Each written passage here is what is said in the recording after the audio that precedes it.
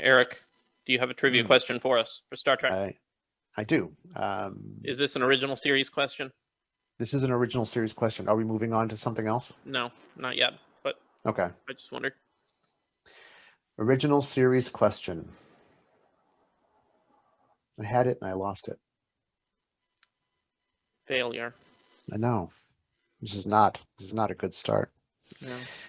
This was a hard one. Oh, here we go. This is it. I found it.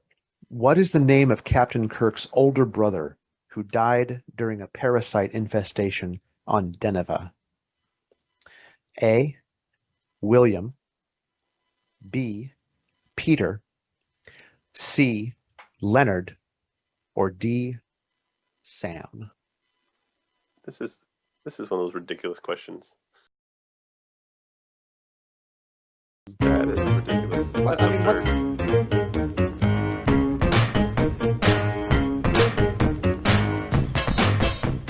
This is a piece of the action. I'm Micah. I'm Eric. Hi, everybody. And I'm Greg. And today we are going to be looking at a game that all three of us have had a lot of experience with. This is a game of Go, an ancient game. We can't really, unlike all the other games we've reviewed so far, we can't really talk about a year it was released or a designer, because this is a game that has been around for thousands of years. But it is a board game, and it's a board game I know, all spoiler alert, but all three of us enjoy it a lot. But we're going to talk about it in our usual way, sort of break down everything that you need to know if you've never played it or if you've seen it around, but you're kind of thinking about whether it's for you. Hopefully we can answer that for you. So we're going to go ahead and get right into it, and we're going to go over to Eric. Eric, why don't you tell us a little bit about what ostensibly the premise of Go is, as well as maybe a little bit about some of its origin.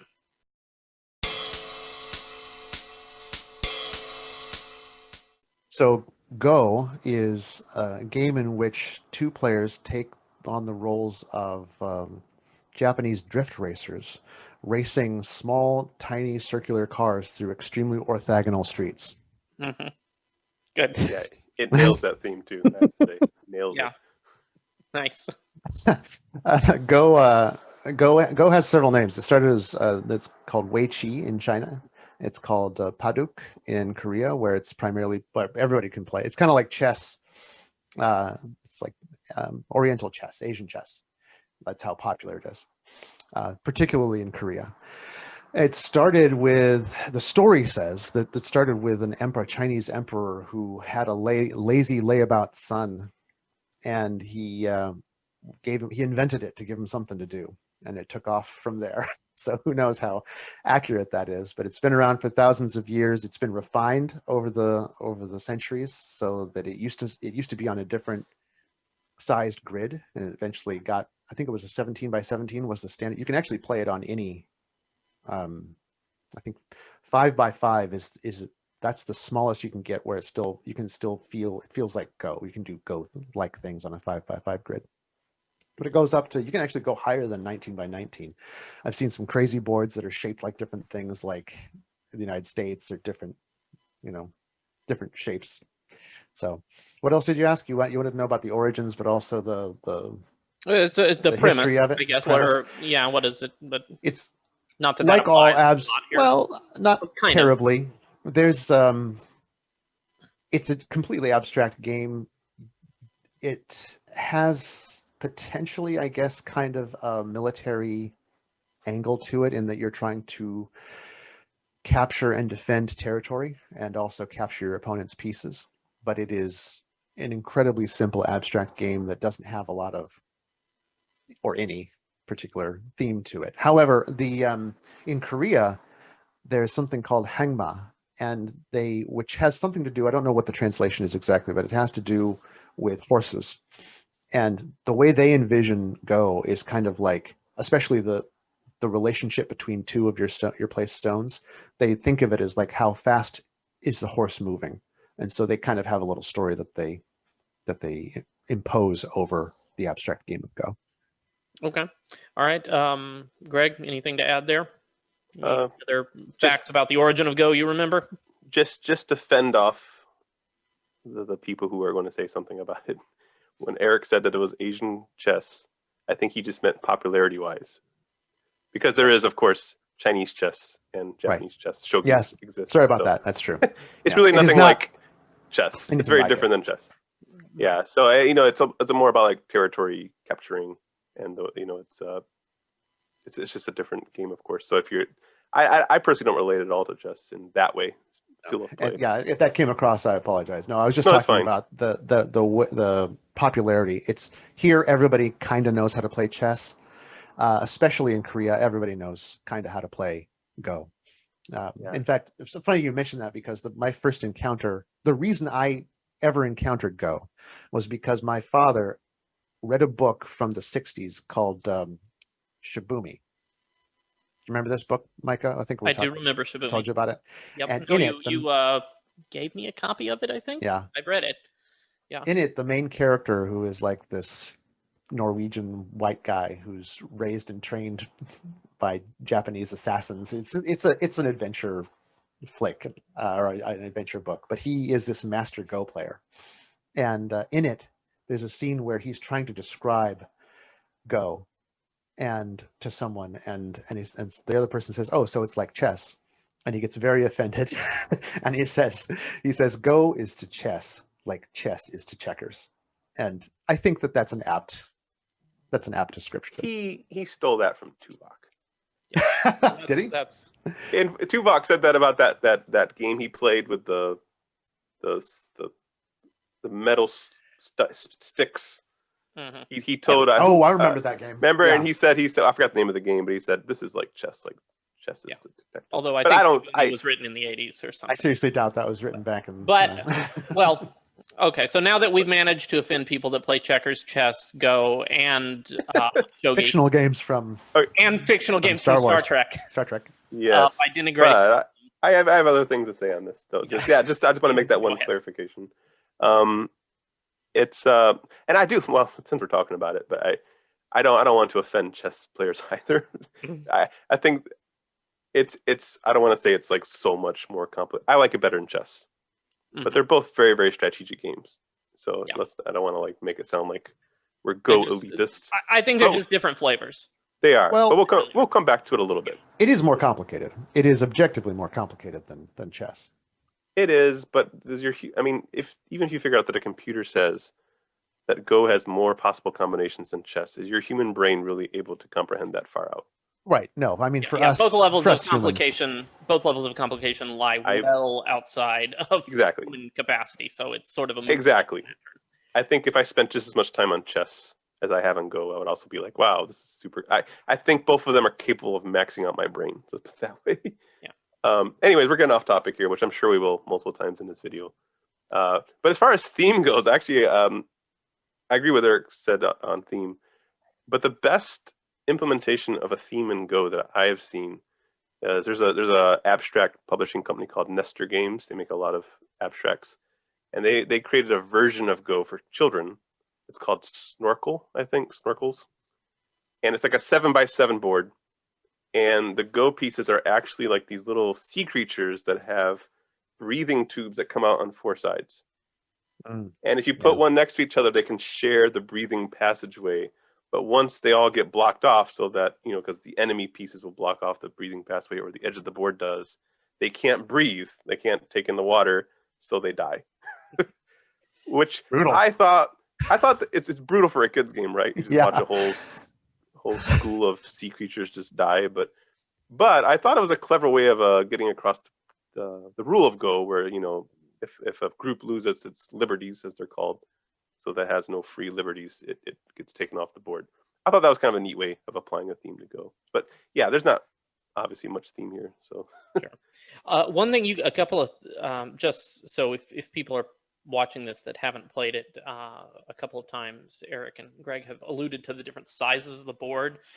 Go is such an abstract game. It's played on a grid, and the rules don't change depending on the size of the grid, so you can sort of scale it up or down at will without really impacting it too much. And the standard, like regular size board is 19 by 19, but other very common sizes are 13 by 13 and 9 by 9, which sort of allow you to have, in an abstract sense, allow you to have sort of bigger or smaller games. But when, just so that we're clear about that, when you guys are talking about board sizes, because it's not really a feature that we encounter too much. Do you want me you to can do pretty much arbitrarily pick what You- size you want to play on, but You can. people It's good to start learning on a 9 by 9 first, because that Mm. gets you and you can play the games much faster. Did you want me to give a real quick rundown of the rules?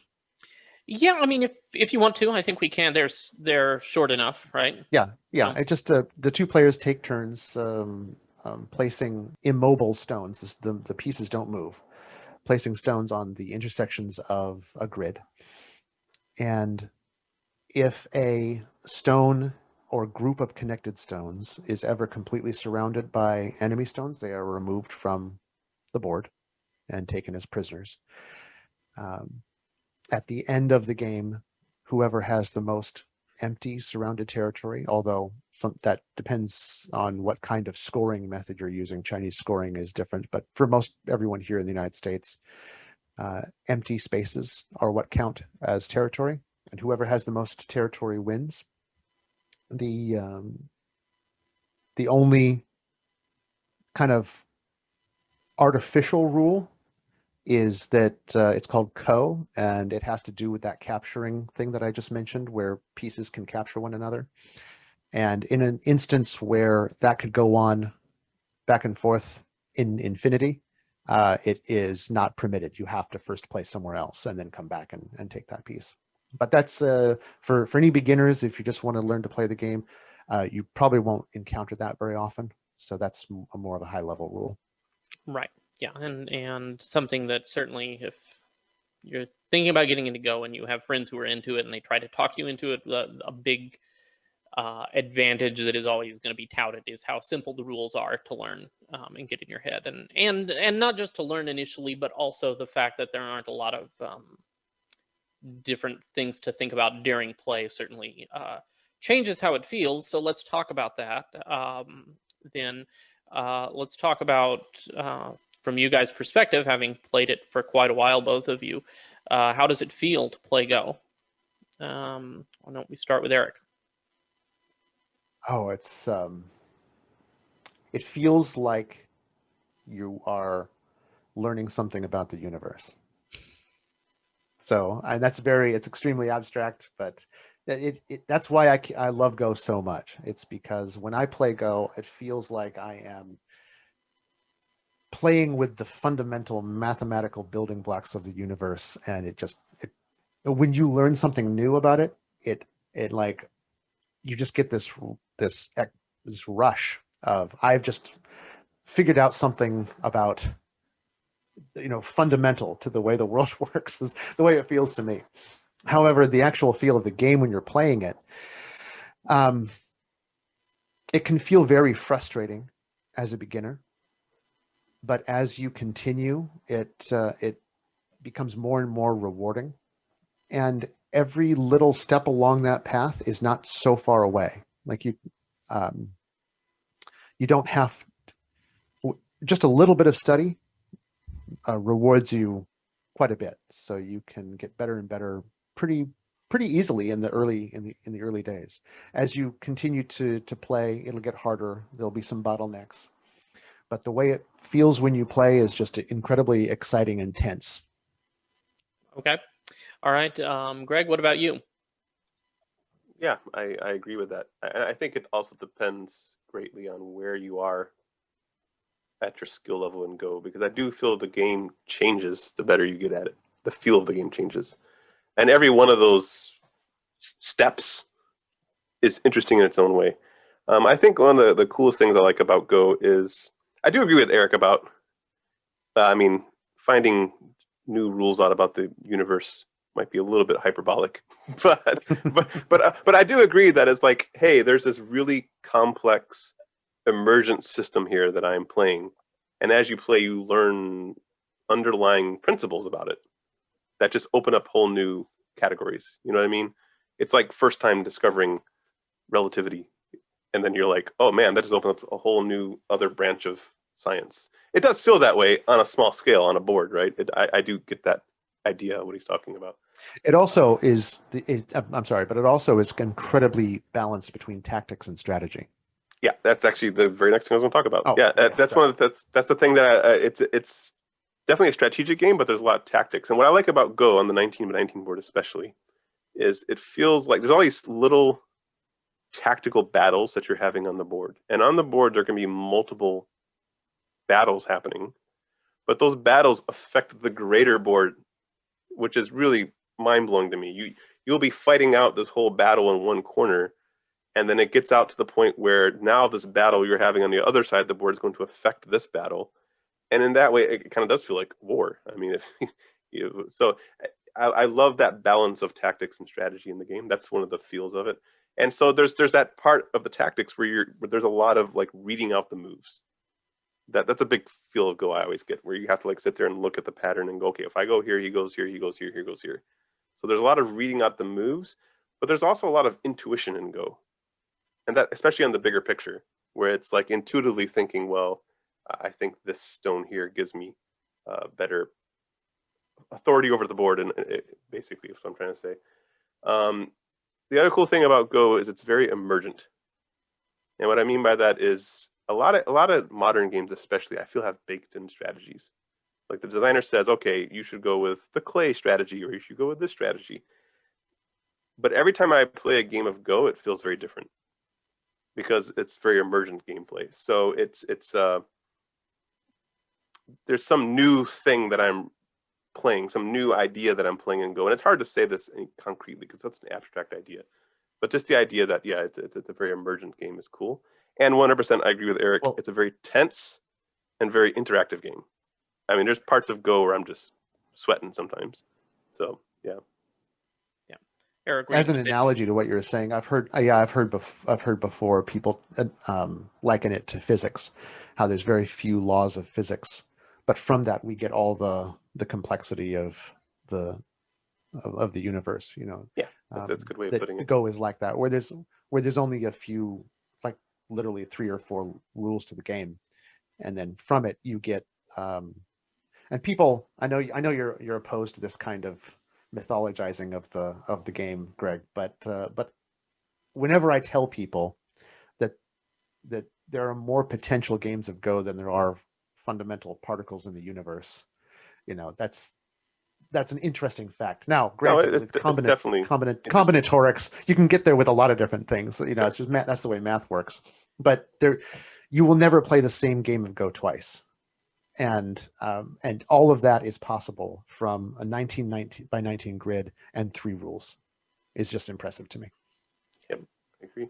Yeah, I'll just I don't really usually have a lot to say on these, but I will say I do have something to say on this point myself, which is that in addition to, I think, Greg, what you're talking about, that the strategies are emergent, I feel like Go is a great analogy machine for life. Like once you play it, because there are so many principles that come out of, you know, how much should you be pushy versus how much should you sit back and see what other people are going to do.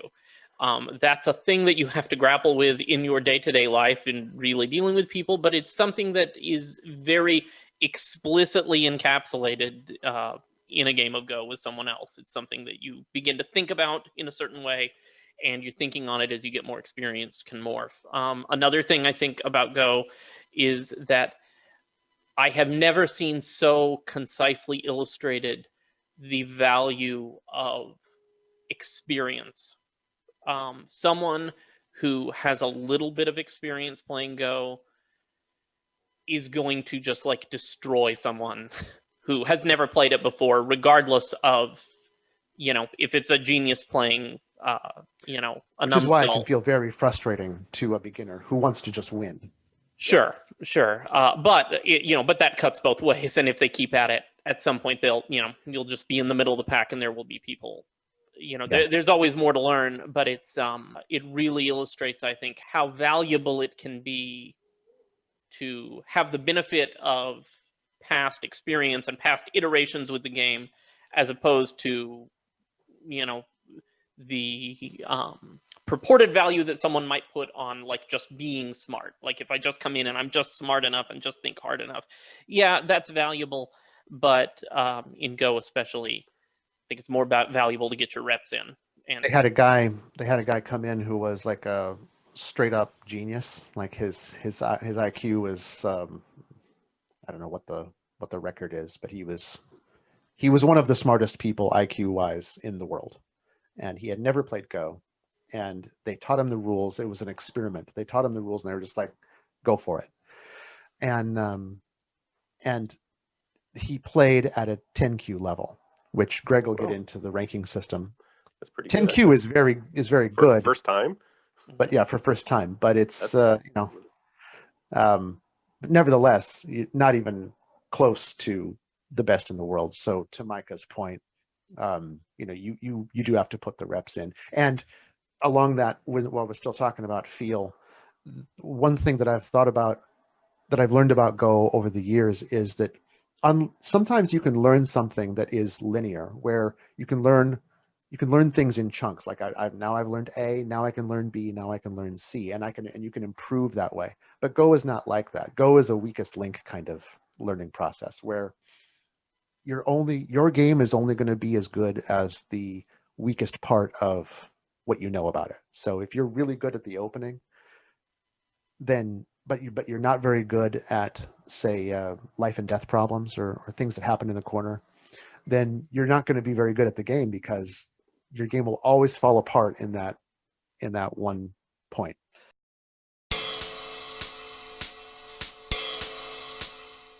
Okay, so let's go on then. Let's talk, difficult as it may be to do, let's try to talk a little bit about some of the strategies and priorities that you have to think about when you're playing Go. This is a subject that someone could spend their entire life developing, but at the same time,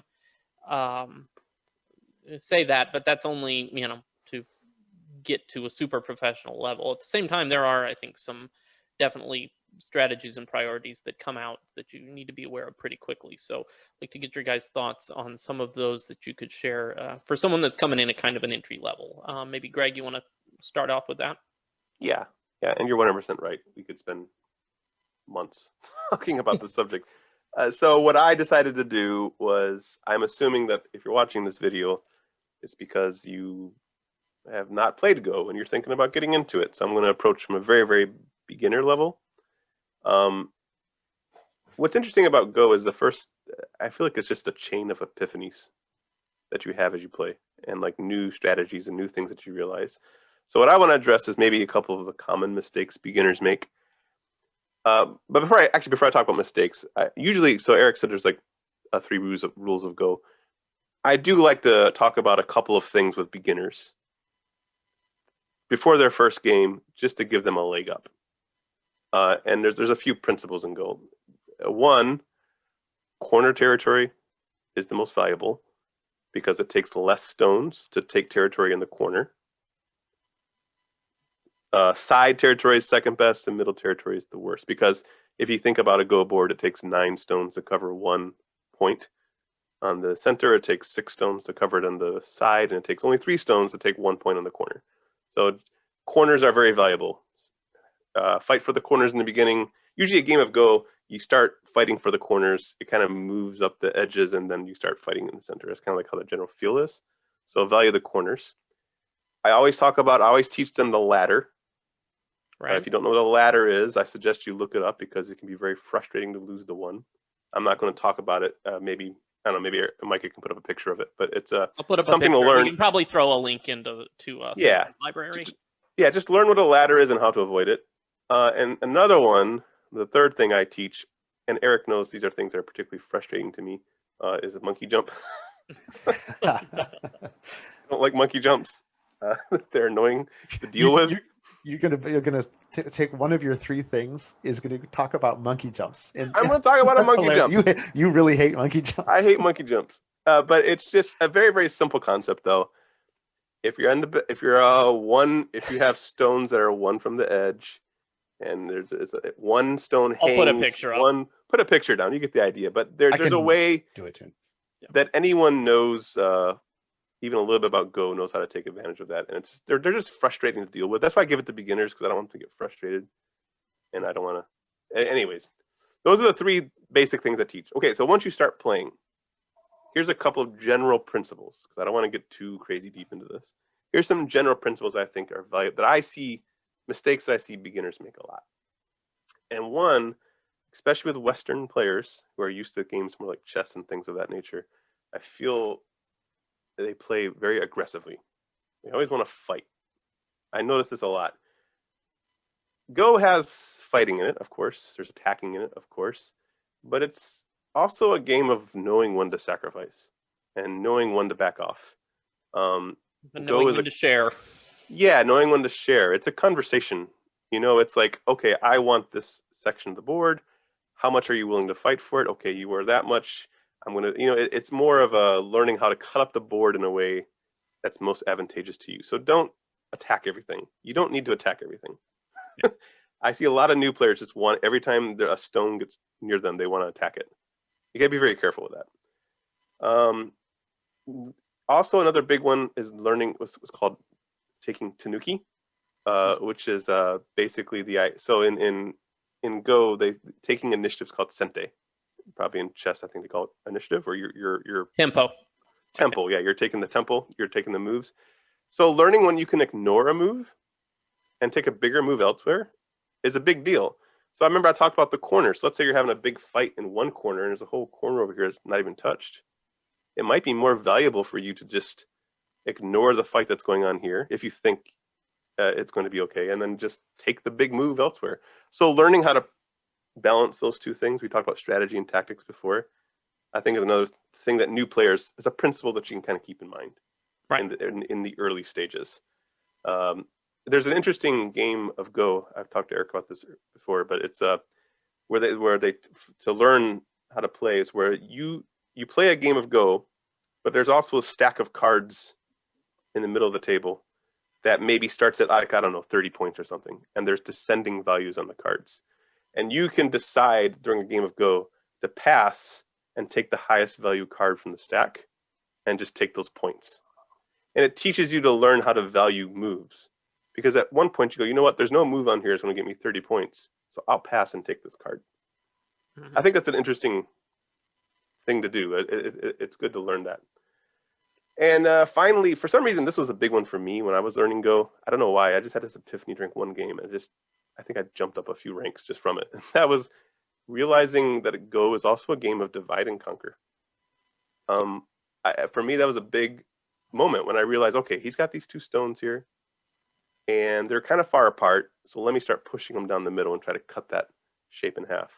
Oh, actually, going back to things I teach, I forgot all about this, actually. Living forms. I think before you play your first game of Go, you should know what a living form is.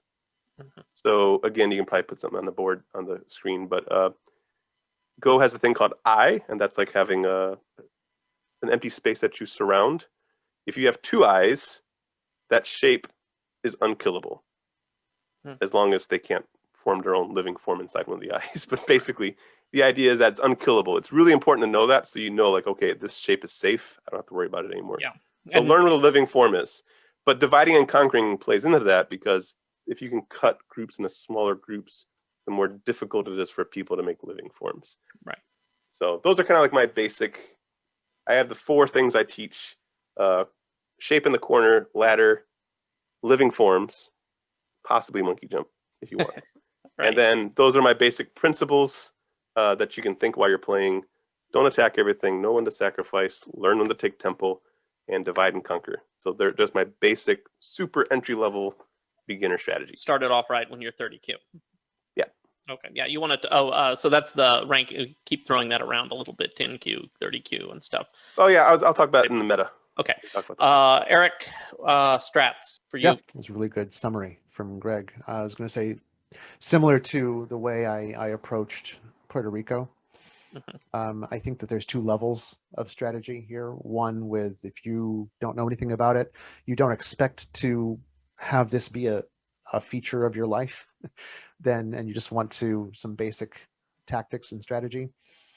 Then remember that the game, I think the original game as it was called in Chinese, Wei Qi literally means the surrounding game. The way you win this game is you surround things. So you want to, be like water, flow around your opponent's pieces. So always remember that. Try to surround things. Don't attack. Let them attack you. So you will always be you'll frequently be in a better position if you let the attack come to you and then respond to it solidly and then surround your opponent. Also, one thing that those are kind of general things, but when it comes to specific strategies that I can give a person who just thinks they're going to play once or twice, don't attach to stones. Don't play a stone directly touching another stone. Play it another one of your enemy's stones. Right. Yeah, you can attach to your own stones. That's fine. But when you're trying to attack somebody, don't play right up against them. Play right up against them, typically. Okay, and then learn one or two Joseki, which are standardized corner patterns that now this is a double-edged sword, because I'm telling this to somebody who, again, just wants to know how to play and have some tactics in their back pocket. However, the reason learning Joseki, these standardized patterns in the corner, is a double-edged sword is because it's great to have that if you're playing a beginner. But, and this transitions into my next phase of tips, is if you're really serious about the game, you don't want to memorize Joseki. You want to study Joseki. Figure out why the Joseki works, but don't memorize them. The reason for that, and I learned this the hard way. When I started, I tried my hardest to memorize all these Joseki, and you know what? It worked. I was winning all the time, and my rank shot up. And then I got high enough in my ranking where I was playing people who studied Joseki instead of memorized. Who not only knew those Joseki, but they had done the hard work to get to that point. I hadn't. I cheated and I jumped Q, and I just memorized these Joseki, which is great when you're playing people at a lower level. But when now you got up to the point where those people, they actually knew why the Joseki worked, and then my rank just plummeted. So and then I did this for years, where I was just kind of up and down, up and down. So if you're just playing the game for fun, yes, one or two Joseki, memorize those. Fine. If you are serious about the game, here are my tips. Study Tsumego. Tsumego are things like Go problems, life and death problems, things like that. Study them. Don't memorize them. Study them. The best metric of how good you are at this game is your reading ability. In other words, how many moves out can you imagine? Visualize. And the way you're going to do that, going to get better at that, is by studying Tsumego. But second, play a lot of games and review them after you've played them. So play a ton, and then go back and look at them again. And lastly, study endgame. So study the endgame is probably the most boring part of the game, because it's not exciting. Probably nothing's going to be captured in the end game. Everything's been stabilized. But the reason that's important is because nobody studies it as hard as the other parts of the game. That is the best bang for your buck as far as what can you study that is going to get you to improve in a legitimate way faster than anybody else, is studying endgame. I have a book and in-game can swing a game 20, 30 points. 20 points sometimes, yeah. And as kind of a side note, I want to say that I got really bad advice early on when I was learning Go, where somebody told me, don't play a move if you don't know exactly what it's going to do, if you don't know why you're playing it precisely. And as a beginner, you can't know that. That's not possible for you to be able to. Our reading skills aren't strong enough to be able to figure that stuff out. So what, am I just not supposed to play anything? You have to experiment. So feel free to play moves that you have an intuition about, but you don't exactly know why they work. Yeah, Can I say something about that point? Yeah, I let me just say first, I think that's to where what you said about going back and reviewing your games is can be beneficial, because you can have an intuition in the game, but whether it worked out well or not, you can sometimes a post game analysis can help to bring that into a form from which you can then learn from, as opposed to just going with your gut. Yeah. Anyway, Greg, what were you saying? Can I just say that this is kind of an issue I see a lot with Go teachers or people who are strong at Go. Sometimes some are really good at it. Yeah. I personally find it's almost more beneficial to learn from someone who's only a little bit stronger than you. Yes. Because what I find with these people who are like, I know what Eric's conversation was with this guy, because I can see the Go teacher goes, when he said, why did you do that move? And what you should have done is this. And he plays out like these 10 sequences in a row. And it's like, I can't read out that far. Why do you think So I was your able advice to is worthless? It doesn't help me at all, because I could not read that far out like you can. So I absolutely see that happening sometimes. So it's learning. Yeah, I agree. It's better. For me, Go is all about pattern recognition. So it's playing enough that you just start recognizing that, hey, this pattern is bad. Every time I play this pattern, it ends miserably. But you're not going to know that until you play it, until you play it out. So especially in your early game, like what's the rule in Go? The proverb: lose your first 100 games quickly. There you go. Lose your first 100 games quickly. Just play in the beginning. Try crazy things. Just see what happens. Eventually, you'll learn what looks good and what looks bad. That's part of the pattern recognition of Go. Yeah, I think, and you're gonna play with people that also don't know anything. Get games where you're ranked against people that are at your level, or if you're trying to get into it and you're intimidated by all this stuff, play with somebody that also doesn't know anything about it, and and you guys can learn together and make dumb, stupid mistakes that neither one of you realize because you are too inexperienced. But one caveat I would say to that is, so my wife and I, we studied tango for a while. And we didn't like it when we went to a tango instructor who forced us to rotate partners with the rest of the class. But it turned out that was the best thing to do, because if you're only dancing with one person, you learn to accommodate that other person.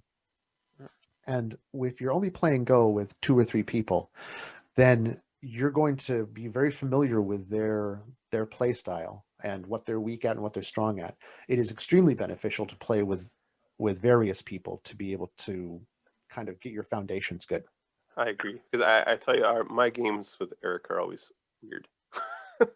Yeah. Because I think we've played each other enough that I kind of know your thought patterns, and I play you differently than I do another Go player, I think. And I think that's an example of that. It's like and if Eric, for example, if he has a weakness, which of course he doesn't in Go, he has no weaknesses. Right. The best. Yeah. But if I know that, then maybe I'll play moves I wouldn't play other people, because I'm trying to exploit Eric's specific weakness, and then I never learned that part of the game, right? So I agree, playing multiple people. If you're looking to get serious at this game, having multiple opponents is important. Yeah, I'm just talking about if you're at the very beginning where you don't even really understand how the game works or what the appeal of it is, and you're trying to kind of get into it to the point where you sort of get the flow of it. Yeah, absolutely. If you want to actually progress and pursue it a little more seriously, then of course you have to play lots of people for sure. But okay, let's see. Anything else you guys want to cover on strategies, beginning strategies? Are we good there? I'm good. Okay. All right.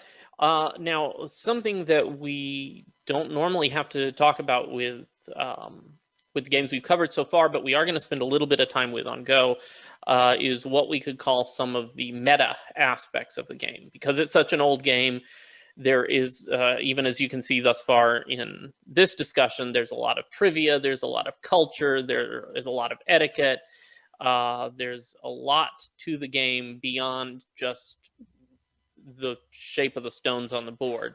So I'd like to give you guys just a couple of minutes to maybe say anything you'd like to say about some of those meta aspects. Greg, you want to start us off?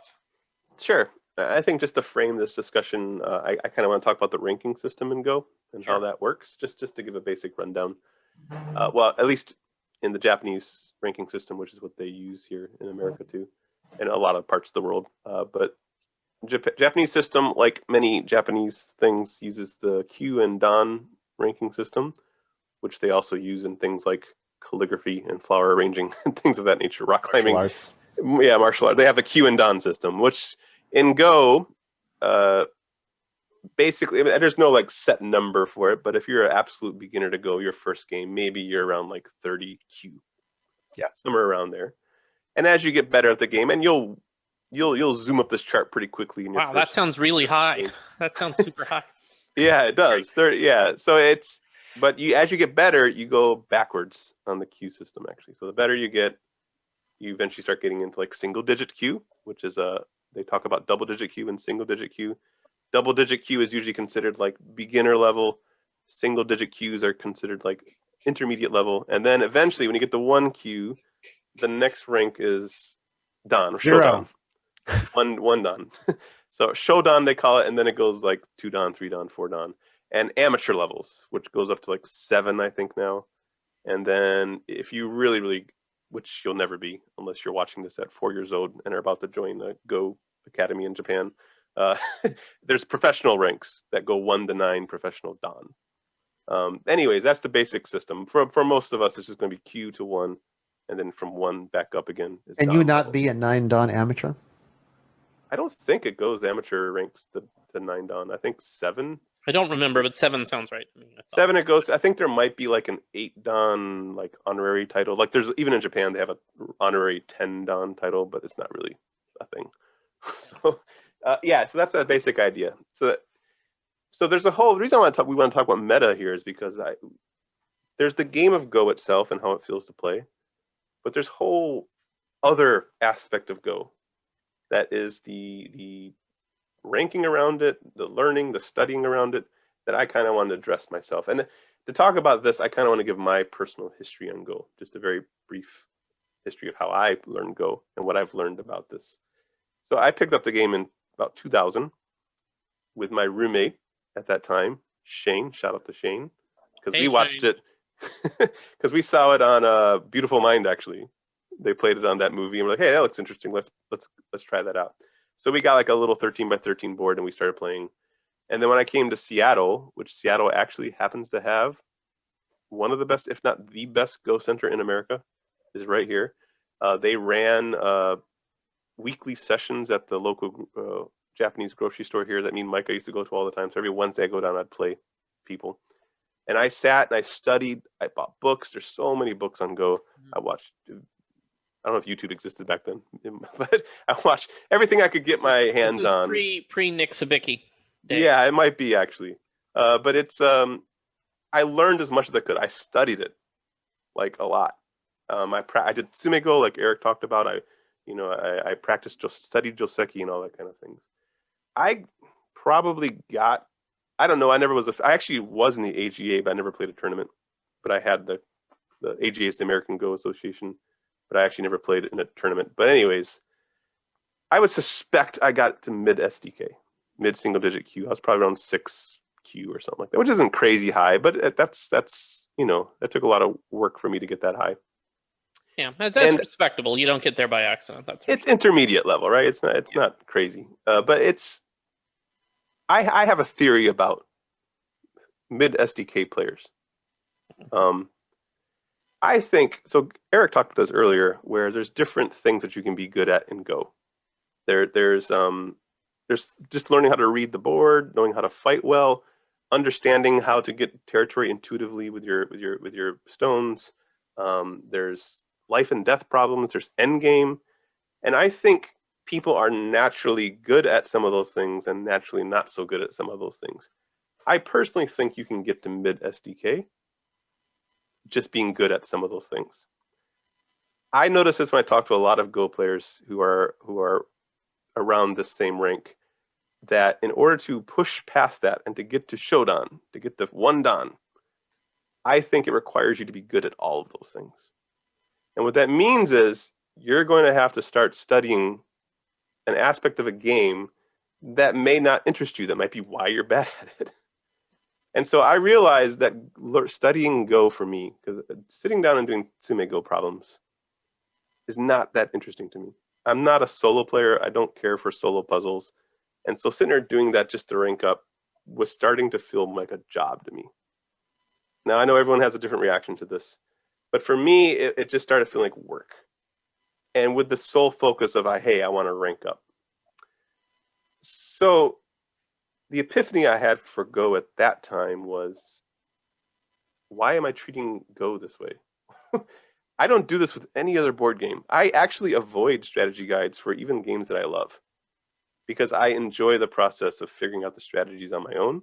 So I never look up anything on. So I said, why am I treating Go this way? And when I got over that hurdle and I said, you know what, I'm just going to play Go like I do any other board game. I'm just going to sit down. I'm going to enjoy it. Who cares what rank I am? I'm just going to sit down and enjoy the game. It just became so much more fun to me. And the only reason I'm bringing this up, because some people love that meta and they love the whole, where am I at rank? How can I rank up? How good am I? That's fine. That's cool. And it's neat that Go has that aspect to it. But the reason I bring this all up is because I see a lot of new players who are intimidated by Go because they look at Go and they see the meta. And they're like, I don't have time to study all that. I don't have the brain power to sit down and study a game. And I just want to let you know, if that's you, you don't need any of that. You can ignore all of that. If the only thing you need to know is those couple things I mentioned in the beginning, learn how to make living forms, learn how to take the corners, and learn what a ladder is. And I think you're good. Just play. Just play. Don't study. Don't worry what your rank is. Just play and have fun. And I think you can treat it like any other board game that's just in your rotation and just happens to be a board game that you love. And it is for me. And so that's why I want to say that, because I know a lot of new players are intimidated by Go, but I'm saying you don't have to be. Just play it like you do any other board game and have fun. So that's what I want to talk about the meta about. Okay. So, but I know Eric has a different view on this, so let's go. Okay, Eric. Kind of. I don't have a terribly no. I don't have a terribly strong disagreement with you on that point. What I wonder though is, why would a person want to play this game if they weren't fascinated by the process? So you say don't worry about it, just play. Well, if you're not worried about it, then you're not really, I don't see how you could fully enjoy the process of playing the game, because the part of Go that is beautiful is the discovery of new features of the game, the way the stones work with one another. And that doesn't, now granted, you can just play and you'll be learning through play, because before I said, like, one of the best ways to get better is to play and then review your games. But if you're saying don't even worry about that, if you like the game, just play, I don't see how a person could like the game. There's almost nothing to the game. That is ridiculous. Well, That's I mean, absurd. that is absolutely absurd. I don't see how a person could like. You can't enjoy putting Go down stones. Randomly putting down stones, with a rudimentary understanding of the rules, and think this is fun. I think that the process of where the fun comes from in Go is being like, oh, I can do this. I've finally figured out how to do a snapback, or I finally figured out that the crane's nest doesn't work, and I can capture my opponent that way. And that takes a little bit of work. It's kind of. I'm not saying none of that's enjoyable. I'm sure it can be, but I've done that. I've done that study. I enjoy that. But I'm just saying that I don't think that's what you're talking about. Is just increasing the rate of discovery through reading other people's discoveries. And I think you can discover a lot of that on your own just fine. And I think you'll still have the same rate of discovery. You're just not getting pushed from other people. It's like sitting down and I can discover new principles in science by reading what things people have talked about. Or I can sit down and do the experiments myself and find I can come up with the same conclusion some scientist way back in the past did, because I did the experiments myself and I discovered it. I didn't read what they did. Like, I remember my brother always talked about how he invented 3-point perspective. He's an artist. He didn't invent it, of course. It was around before, but he remembers being in like grade school, and he figured out like, hey, if I put 3 points on the thing and I have different points that I can draw to, man, I can create 3D images this way. And he came home and showed Dad, and he was all excited about it. And Dad's like, yeah, that's just 3-point perspective that exists. But so you could become he could have learned that quicker by just learning about 3-point perspective. And sure, that's cool. This is a neat thing. But that sense of discovery, I would say, was also fulfilling. We're talking past each other at this point. Okay. I must have gotten the wrong opinion of what you were saying, because I agree with that. And in my advice in the priorities section, I said which is why I reiterated it. Like, playing the game is the most important thing you need to do in order to get better at the game. But I guess I took it from you that you don't need to get better at the game to just play the game. Just play the game and don't worry about getting better at it. Well, and I guess maybe that's what you were saying. I think you'll get better through play. Right. But just like any game that you play, it's not like I'm concerned about what rank am I. My point is that the getting better via playing the game is what makes the game enjoyable. Sure, I agree, and I think that's true with any game, any strategic game. I think if I sit down and I play a lot of games I enjoy, the feeling that I'm learning something each game and that I have become better at it is super enjoyable.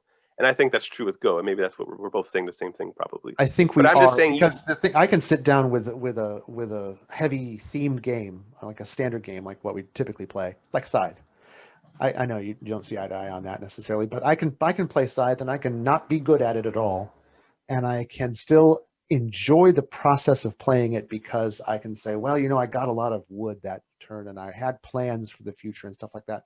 But with Go is so abstract that if you're not playing and learning something even through play, you're just plunking random stones down, and there's not a lot of fun to be had there. Sure, and that's why I don't like Scythe. I don't know. Because of that.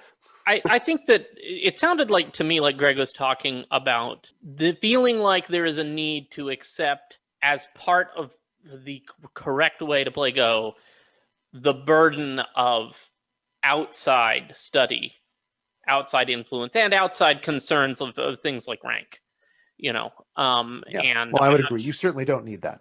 Yeah, you don't need that to enjoy it. And I don't know, I even feel kind of like what you're saying is a little bit of a false dichotomy, that there is that either you're plunking down random stones or you are learning new truths about the universe, right? I think that it could be that you play a game where you're figuring out what's going on there on the board.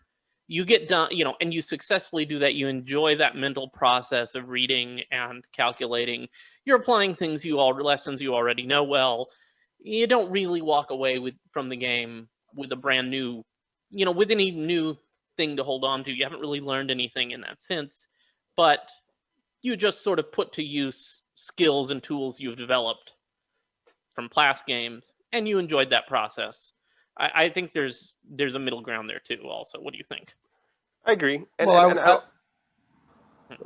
to be clear. I don't think it's all 100% either. I'm always studying this game, or I'm not studying at all. I just want to make sure that, and I do agree with Eric, that the feeling of getting better in this game, for me, like I said earlier, is the new epiphanies when I play that I love about this game. But I'm saying, if you think, as a new player watching this video, if you think that in order for you to progress in the game, in order for you to recognize those epiphanies, you need to go to YouTube and watch videos. You need to go out and buy a Go book. You need to join the American Go Association or wherever country you're in. I'm just saying that's false. That's false. You can enjoy the game without outside study, and I think you can put your brain into it and get better naturally. You won't be as fast as other people who do put the study in, of course, but I don't think that's necessary for enjoyment. Now, I'm not saying it's wrong to do that. I think you can absolutely play the game that way and love it. But these are just for new players that who I often see are intimidated by Go because of that meta. I'm saying you can ignore the meta. And I certainly want people to. I want more people to play this game. I think there's a balance that needs to be had there, where ultimately you want to have a good time playing the game. And I think the most enjoyment from Go comes from learning to do it better. I don't think that I think that is highlighted in sharp relief with Go. Unlike other games that have theme and or party games that you can just jump into and have a good time with, the laying down of black and white stones on a 19 by 19 grid is not inherently fun unless you are learning something new or applying something that you've already learned. And but I want to yield a little bit there because I see what you're saying. I think it's just a matter of, just for any new players out there, remember that you don't need to go all in on this game. You do need to learn some stuff, and I think Greg acknowledged that. You do need to learn like the ladder and monkey jump and stuff like that. Like with any game, right? There's like with any game, Sure. learn the basics, and if that's as far as you want to go, that's fine. Go as far as you want to, where it's still enjoyable.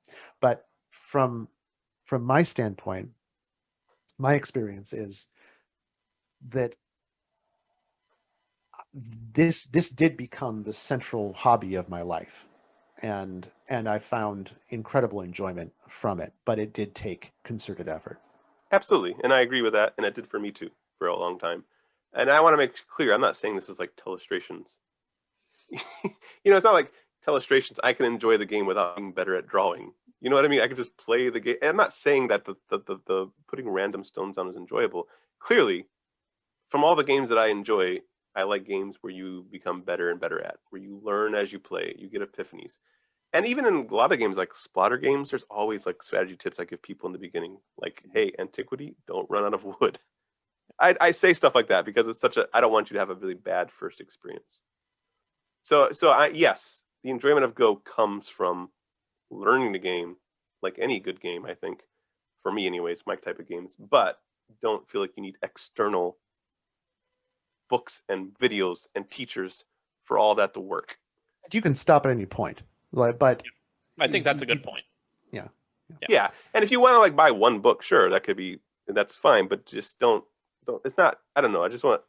A lot of people are intimidated by the game, and I always wonder how Go would be if it was released today. If it didn't have this 4,000 years of baggage around it, and it just came out today, I think it would still go down as an amazing game. But without that baggage, I think it would be interesting because people would have to learn it that way through just playing. There wouldn't be all these books and YouTube videos, and I think it would still be an amazing game. Yeah, I guess what you're saying is like, it's kind of like if Go had been chess here, where pretty much everybody basically knows the rules of chess. And you can sit down, and if you've got a chessboard, you and your dad can sit down and play a game, and you're going to fumble around one another and have an okay time. But maybe, and Go could be like that. You're saying? Yeah, I do agree, and you said it earlier. I do think there's this mythology around Go. There's this reverence around Go that unless you're going to put your entire life into it, don't even bother. And I just want to take away that illusion. That's all. Sure. That's all. That's my main point. You can treat it like any other game on your shelf, and it can still be an amazing game. So that's it. Yeah, it's worthwhile and engaging at whatever level of personal commitment you want to make to it. Sort of. There's not. But if you want to put effort into it, it will give it back in spades. So sure. That's true too. Right.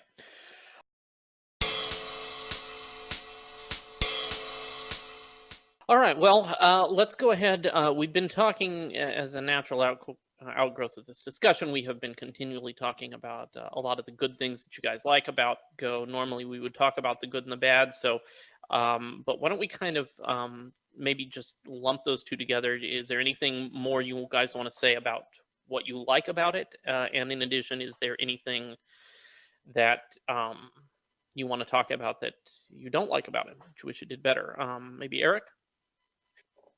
Yeah, so this is a straight up 10. I'd probably give it an 11 if numbers went that high. But they don't, as we know. But they don't, unfortunately. All 5 of my metrics are maxed out on Go. The thinking is intense, so you can't really have a pop song playing in the background. When you have to take a break from the game and run to the bathroom, you come back excited to play. The what if different strategies in this game are endless, so you will never run out of what if I had done this or what if I had done that.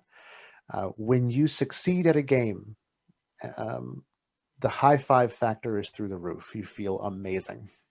And it's a beautiful game, especially when you are able to take a look at some of the really high-end Go boards, Go stones, some of the ones from antiquity. They're gorgeous. So it's a beautiful, elegant looking game. In my opinion, it's the best game in the world. And there's other things to like about it on a kind of a meta level as well. One thing is something psychologically called calibration, where you are a well-calibrated person if you have an understanding of your limitations. You know what you're good at, you know what you're bad at, and you're able to apply those effectively in your life. And some of the most successful people in the world have been well-calibrated people. And there are two games that are associated with calibration, and that's Go and Bridge.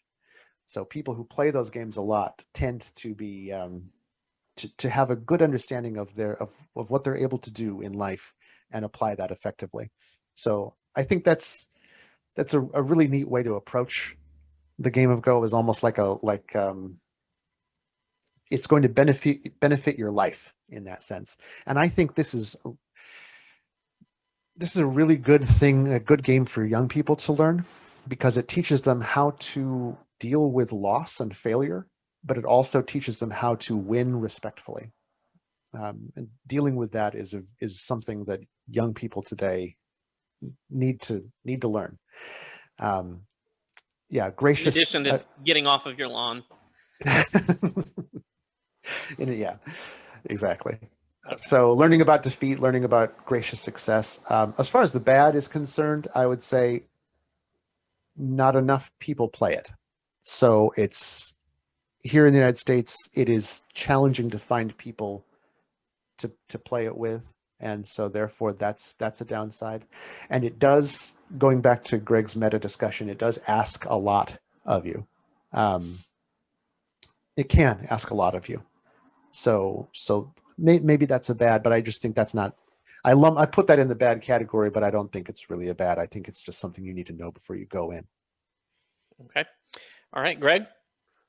Yeah, touching on what Eric just said there, one of my favorite Go quotes is backgammon is man versus luck, chess is man versus man, and Go is man versus self. And I think that makes a lot of sense, because I'm going to talk about this in a second too. With the handicap system in Go, you are expected to lose half of all your games. Right. Because that's the way they balance out, the game balances itself out in that regard. With the ranking system, you're supposed to play people who are on equal footing a lot, so you will probably lose half your games. And the moment you lose to a 6-year-old at a Japanese Go center in Japan, who's 10 stones stronger than you, you will learn humility. That's just anecdotal, but it is true. I do try hard not to mythologize this game. Lionize it. Yeah, but at the same time, I do agree. It teaches you life principles. It does teach you how to negotiate with people. You know what I mean? It teaches you to learn when to give up, when to sacrifice, when to push forward. I know that sounds weird because it's a board game. No, I think Eric used a good phrase when he said it casts it in sharp relief. Right. Yeah. It like really crystallizes what the core issue is, and you acknowledge it or you lose, and the loss is very clear. And and then it's hard to not then kind of go around and think about the principles of that a little bit, yeah, as you're walking around later. I think proof of that too is I've played in some Go games that are fairly serious. They take it seriously, and I've been in tournament scenes and other board games, and I have to say that the Go community is some of the most gracious people I've ever played against. And I think that's the reason. Like, they'll teach you, why you lost. They'll or if they lose, they're very respectful about it. I don't know. I just noticed that Go players in general seem to be most of them anyways, tend to be very mild. Except for that one punk. What was his name, Micah? He was like, after we played, I was 30Q, and he's like, oh, I just wanted to to take all of his stones. I I learned nothing from the whole hour. Oh, but that's the exception that proves the rule, I think. Exactly. I think most Go players are very willing to teach the game. They love playing. They tend to be humble people, I would say. So that just tells me that Go, I think, teaches you certain things about that I think can't be overstated. It is also I think this is the definition of an elegant game. I don't like to use that word too much, but I think if you're going to use it, Go is where you use it. There's a saying, 5 minutes to learn, a lifetime to master. I think that's a little bit baloney. I don't think it's 5 minutes to learn. I think that's because in addition to the 3 rules, I do believe there's a couple of strategies that I talked about earlier that should be given in addition. But anyways, it is a very simple game that is incredibly complex. And even though I talk about the meta, just the idea of knowing that all of that is there and available to you is awesome. If you want a lifestyle game, in my mind, Go is it. Right. So I love the fact that, yes, you can play Go like you do any other board game. But if you want to take it further, Go is endlessly deep. it will go as deep as you can take it. Right. And you will never get to the bottom of it. Because like I said, professional Go players start their life at like 4 years old learning how to play Go. So there's no threat of you ever getting to the point where like, yep, I have nothing left to learn. It's endlessly deep. And in fact, if you go with the depth, there's an actual definition for deep when it comes to like abstract games that I like, that talks about rankings. Like if I were to, I think it's 75%. If I beat you 75% of the time, I'm 1 rank higher. And then you take the beginner player and the best player in the world, and you count up how many ranks there are between them, and that gives you the depth of a game. Now, there's only a few games that we actually play that actually has a professional scene deep enough to know what the best players are, but Go is by far the deepest that we do know of. Right, by that definition that you've just given. That definition, yeah. So there's no end to it. That's just we have the main greatest point. Data set, is what you're saying. Yeah. For Go, yeah. So the fact that there's all that, there's tons of literature. There's tons of places to play online.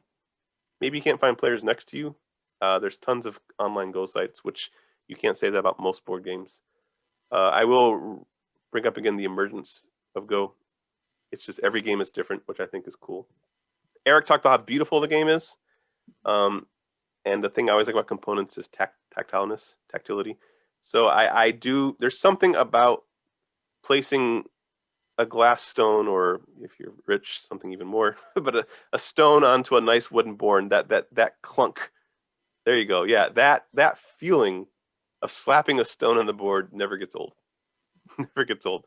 And you can watch like professional Go players who slam them down so hard they break them in half sometimes, because it's pretty cool. And then finally with Go, I like how it fits with so many different contexts. Yes, you can play Go in a tournament setting, in a very serious and studious setting where you're thinking about things deeply. But I've played Go at the kitchen table over a beer. You can play Go at a park in the morning with a cup of coffee, and it works just as well. You can take it to the top of a mountain, and play with some beautiful scenery behind you. It works in all these settings that I just think you can play it super seriously, but you can also just play it as like a friendly game. And it's enjoyable and all of that. Bad, I don't really have anything bad to say about it. I will talk about, there is a learning curve to Go that I think should be, I think your first game, if you try to play on a 19x19 board, you're going to be lost. It's just going to be overwhelming. So, but there's a way around that. There's smaller board sizes. So I would suggest to get over that, do start at a 9x9 board, because it's much easier to play. However, I would suggest getting off 9x9 as soon as you can, because I feel 9x9 teaches bad habits. It's a very attacky board. So I would say get the 13x13, and I'll be honest with you, I think you can play 13x13 for the rest of your life and be happy. I think 13x13 is a good size. And once you get that, so don't feel like you gotta be a 19x19 right away. Start by 13x13, play that for a while, and when you feel like you're ready to move up, then think of it as an expansion to the game. Go up to 19x19, like literally an expansion to the game, I guess. And finally, the other possibly bad thing is scoring. I find new players have a hard time scoring the game or knowing when the game ends even. I would say in your first few games, consider doing Chinese scoring. It scores the exact same way, but it's just easier to score. And then maybe move the Japanese scoring later. But it's just one small thing to think about, because scoring can be a little not obvious to new players. That's it. Other than that, I got nothing bad to say about it. It is also a 10 for me. And the reason I say it's a 10 is because out of all the games I have on my shelf, out of every game that I love, Go is the only one that I can definitively say 40 years from now, when I'm 80, I'll probably still be playing. And I don't think I can say that about any other game. So for that reason alone, it deserves to be a 10.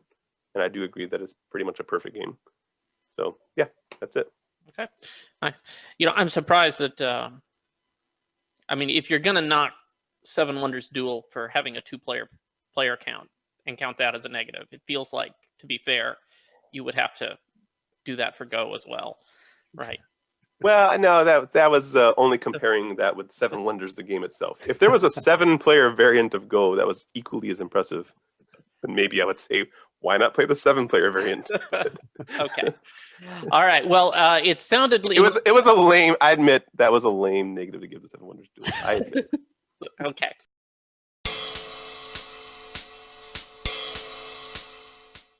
All right. Well, in all of that, it sounded like you guys were kind of wrapping up. We don't need to go back and reiterate,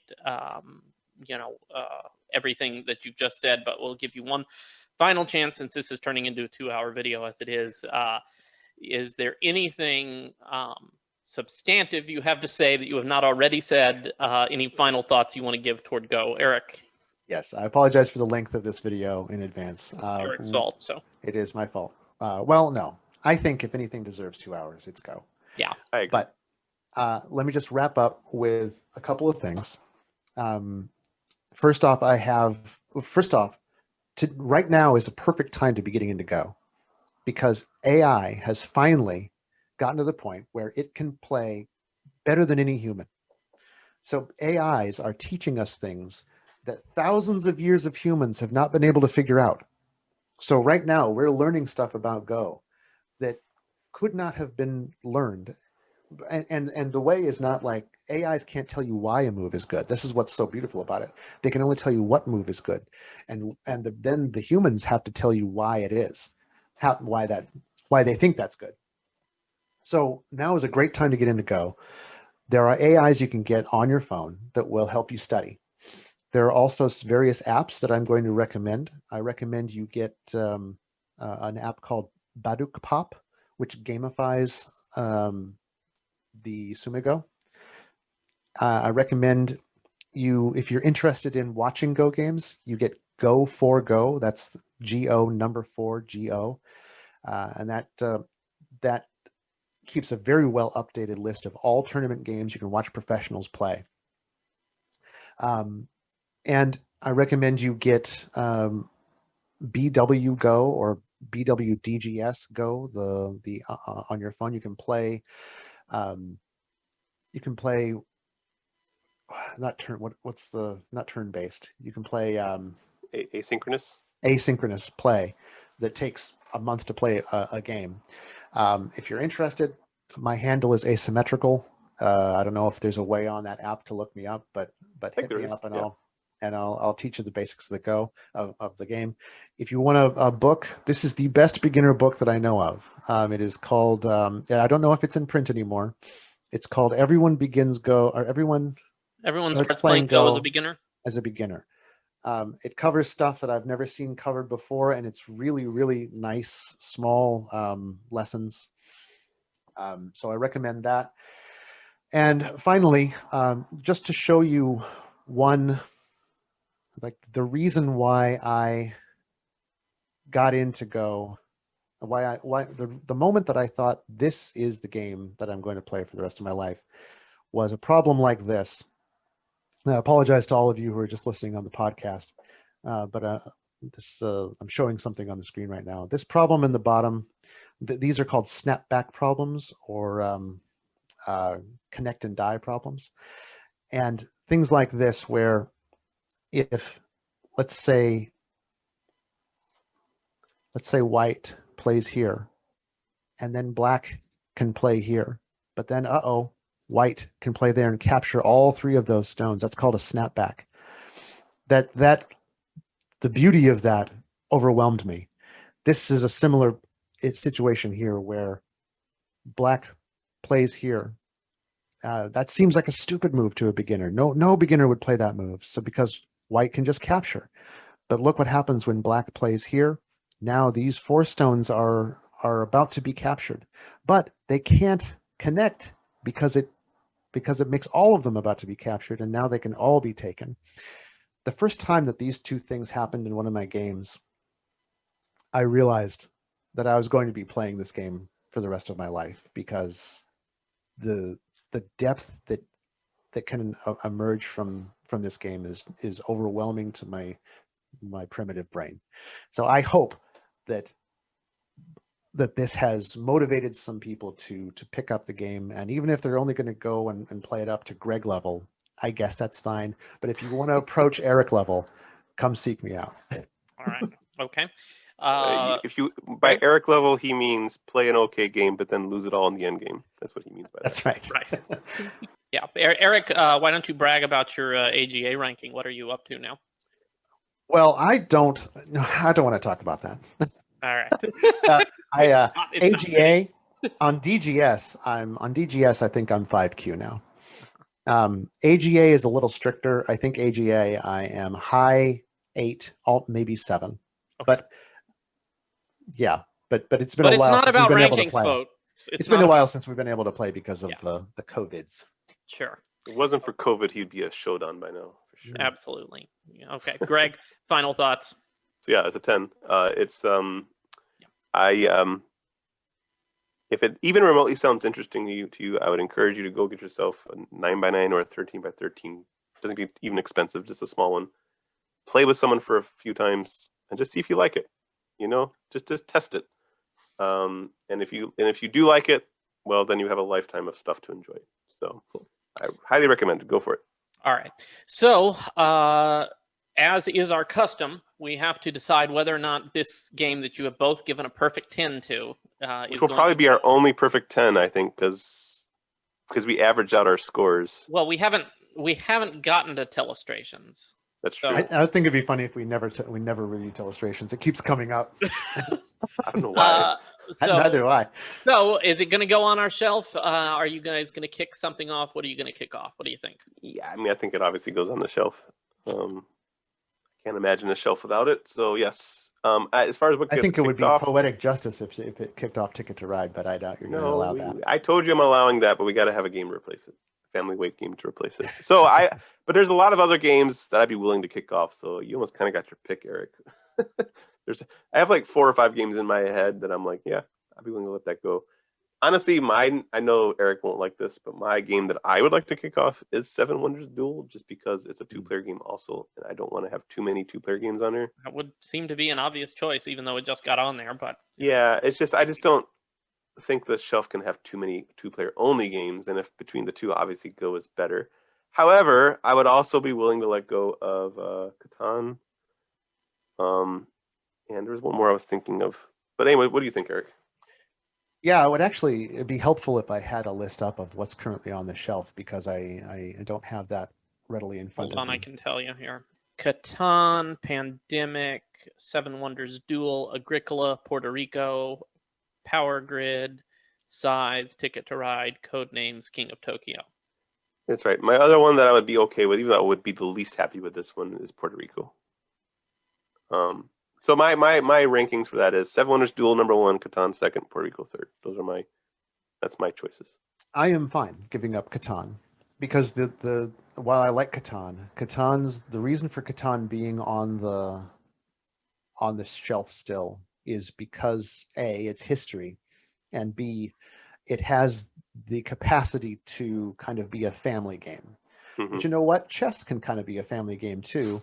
And you know what? So Go should be a family game as well. So I'm okay with Go kicking off Catan. If you have no kids, yes, it can be a family game. Well, it could be. Well, the way I look at it is like, going home, visiting your family, and you sit and you play a game of chess with your dad, or that kind of thing. Sure, and I'm fine with that nostalgia too to it. because we have other family games on the list already. Mhm. Still, so I'm completely okay with that. So yeah. I'm fine Okay, with that. so Catan is an old classic, but apparently not old and classic enough compared to Go. So It's fitting goodbye. that Go It should is a take good on game, though. Catan. Yeah, so goodbye Catan, hello Go. I have a feeling Go is going to be a permanent fixture. Yeah, this one gets a Telltale gold-plated Illustrations. shelf. Gold-plated, yeah, it gets bolted on. All right, so that's what we think about Go. Guys, what are we going to do next? Have we even talked about this? We haven't talked about. I did say the mind. I suggested to Eric. How do you feel about that, Eric? Fine, let's do the mind. I think the mind would be an interesting mood change. Yeah, Mhm. mine will probably be a lot short. Well, certainly shorter than 2 hours, Yes. right? Are you kidding me? I got so many deep things to say about the mind. Yeah. All right. Very good. So check us out then next time to see what they think of the mind. Until then, if you have never played Go because you are intimidated by all of the things you've heard about it or confused by it or anything like that, forget all that garbage. Just go grab it, play it. It's a great game. You will enjoy it. And let us know what you think. In the comments, if you played it, look up Eric there on BGS, and we'll also go ahead and try to put links in, Eric, for all those things that you recommended. So keep that in mind. Also, please remember, if you haven't subscribed to us, subscribe, give us a like, do leave us a comment in the video. All of those things help us out, so we appreciate it. And until then, this has been a piece of the action.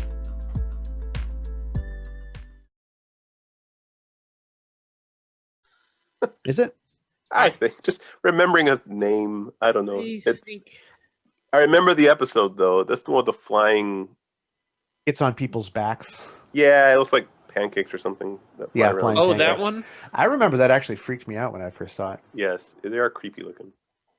Um, I don't know. I'm gonna go. What was the second one again? Was it like Peter or something? Peter? What was the second one? That it was Peter? Peter. Peter, yeah. Oh, I don't know. I'm gonna go with that or Sam. I don't know. yeah, I really think don't it's know. got to. I feel like it's either William or Sam. So Yeah, I mean, Leonard would not be. Again, they've already used Leonard with Leonard. Oh, no. if Greg, sorry. if It's Greg Leonard Taven's- McCoy is the actor. Leonard McCoy.